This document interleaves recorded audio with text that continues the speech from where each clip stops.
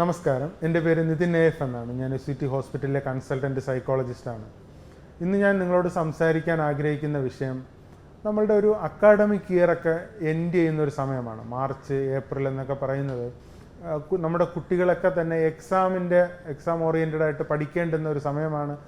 Public എക്സാമുകളുടെ സമയമാണ്, അതിനുശേഷം competitive എക്സാമുകളുടെയൊക്കെ സമയമാണ്. അപ്പോൾ പല വീടുകളിലും കുടുംബങ്ങളിലൊക്കെ ഒരു പഠനത്തെ കുറെ കൂടെ സീരിയസ് ആയിട്ട് കാണുകയും അവരുടെ ജീവിതക്രമങ്ങളൊക്കെ അത്തരത്തിൽ മാറ്റിക്കൊണ്ടുവരികയും പഠിത്തത്തിന് കൂടുതൽ പ്രാധാന്യം കൊടുക്കുന്ന ഒരു സമയത്തിലേക്കാണ് നമ്മൾ വന്നുകൊണ്ടിരിക്കുന്നത്.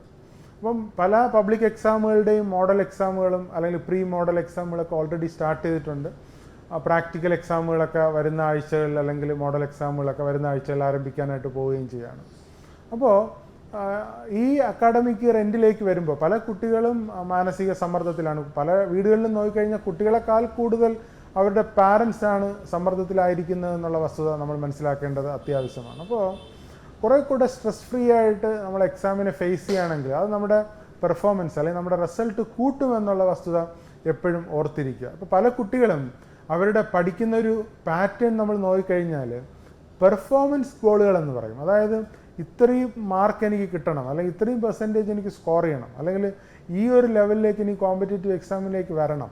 ആ ഒരു ഔട്ട്പുട്ട് അല്ലെങ്കിൽ ആ ഒരു റിസൾട്ട് ഓറിയൻറ്റ് ചെയ്തിട്ടാണ് പലരും പഠിക്കുന്നത്. അപ്പോൾ അങ്ങനെ ഓറിയൻറ്റ് ചെയ്ത് പഠിക്കുമ്പോൾ പലരുടെയും ഉള്ളിൽ ഇൻറ്റേർണലായിട്ടൊരു പ്രഷർ ഡെവലപ്പ് ചെയ്യുന്നതായിട്ട് അല്ലെങ്കിൽ ഒരു സ്ട്രെസ്സ് ഡെവലപ്പ് ചെയ്യുന്നതായിട്ട് നമുക്ക് കാണാനായിട്ട് കഴിയും. അപ്പോൾ അതിനേക്കാൾ ഉപരി നമ്മുടെ ഒരു കോമ്പിറ്റൻസി ഓരോ ദിവസവും കൂട്ടാൻ വേണ്ടിയിട്ട് ശ്രമിക്കുക എന്നുള്ളതാണ്. അതിനെ ലേണിംഗ് ഗോളുകൾ എന്നാണ് പറയുന്നത്, മറ്റേത് പെർഫോമൻസ് ഗോളുകളെന്ന്. അപ്പം ലേണിംഗ് ഗോളുകളാണ് എപ്പോഴും കുറേ കൂടെ റിയലിസ്റ്റിക് ആയിട്ടും കോൺഫിഡൻ്റ് ആയിട്ടും നമുക്ക് സ്ട്രെസ് ഫ്രീ ആയിട്ട് ഒരു പരിധിവരെ പഠിക്കാനായിട്ട് ഹെൽപ്പ് ചെയ്യുന്നത്. അതായത് ഇന്നലത്തെക്കാളും കുറേ കൂടെ ബെറ്ററായിട്ടാണ് ഞാൻ ഇന്ന് പഠിച്ചത്, ഇന്നത്തെക്കാളും കുറേ കൂടെ ബെറ്ററായിട്ട് നാളെ പഠിക്കാൻ ശ്രമിക്കുക. അങ്ങനെ ഓരോ ദിവസവും നമ്മുടെ ഒരു കോമ്പിറ്റൻസി കൂട്ടാൻ വേണ്ടിയിട്ട് ശ്രമിക്കുക എന്നുള്ളതാണ് ഏറ്റവും പ്രധാനപ്പെട്ട കാര്യം. അങ്ങനെ പഠിക്കുമ്പോൾ നിങ്ങളുടെ റിസൾട്ടും ഓട്ടോമാറ്റിക്കായിട്ട് ഇമ്പ്രൂവ് ആവും, നിങ്ങളുടെ സ്ട്രെസ്സും കുറഞ്ഞിരിക്കുക എന്നുള്ള വസ്തുത ഓർത്തിരിക്കുക. അപ്പോൾ പാരൻസും എപ്പോഴും മനസ്സിലാക്കേണ്ടുന്നൊരു കാര്യം, കുട്ടികളുടെ ഒരു ഔട്ട്കം മാത്രം നമ്മൾ ഓറിയൻറ്റ് ചെയ്ത് നിൽക്കാതെ അവർ പഠിക്കാൻ വേണ്ടിയിട്ടുള്ള സിറ്റുവേഷൻസ് ഉണ്ടാക്കുക എന്നുള്ളതാണ്. പല പാരൻസും കുട്ടികളെ കാണുന്നത് അവരുടെ ഒരു സോഷ്യൽ സ്റ്റാറ്റസ് എലിവേറ്റ് ചെയ്യാനുള്ള ഒരു ടൂളായിട്ടാണ് കുട്ടികളുടെ മാർക്ക് പോലും കാണുന്നത്. എൻ്റെ മോന് ഇത്ര മാർക്കുണ്ട്, അല്ലെങ്കിൽ എൻ്റെ മോക്ക് ഇവിടെ അഡ്മിഷൻ കിട്ടി, അല്ലെങ്കിൽ ഇവിടെ കിട്ടും, അല്ലെങ്കിൽ കിട്ടിയില്ലെങ്കിൽ എന്ത് ചെയ്യും. അങ്ങനെ നമ്മൾ ഒരിക്കലും ലൈഫ് മുന്നോട്ട് കൊണ്ടുപോകുന്നതിൽ നമ്മുടെ മക്കളെ അത്തരത്തിൽ മോട്ടിവേറ്റ് ചെയ്യുന്നത് ഒരിക്കലും ലോങ് ടൈം ഹെൽപ്പ് ചെയ്യില്ല എന്നുള്ള വസ്തുത ഓർത്തിരിക്കുക.